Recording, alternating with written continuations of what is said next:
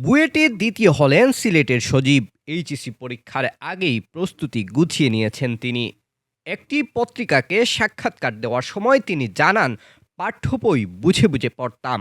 বইয়ের প্রতিটি বিষয়ে মৌলিক ধারণা থাকা খুব জরুরি। বিগত বছরে প্রকৌশল বিশ্ববিদ্যালয়ের ভর্তি পরীক্ষায় আসা প্রশ্নগুলো বুঝে বুঝে সমাধান করার চেষ্টা করতাম।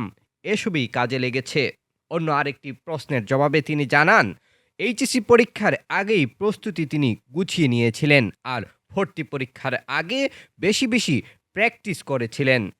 সজীব আহমদ আরও জানান, নবম শ্রেণীতে থাকাকালীন বুয়েট সম্পর্কে প্রথম জানতে পারেন তিনি। গণিত ও পদার্থবিজ্ঞান পড়তে তখন তার খুব ভালো লাগতো, তাই সেই সময়ই ঠিক করেছিলেন বুয়েটে পড়বেন। অন্যদিকে সজীব আহমদ তিনি তার ভবিষ্যৎ পরিকল্পনা সম্পর্কে বলতে গিয়ে জানান, এতদিনের স্বপ্ন ছিল বুয়েটে পড়া। আল্লাহর রহমতে সেই সুযোগ তিনি পেয়েছেন।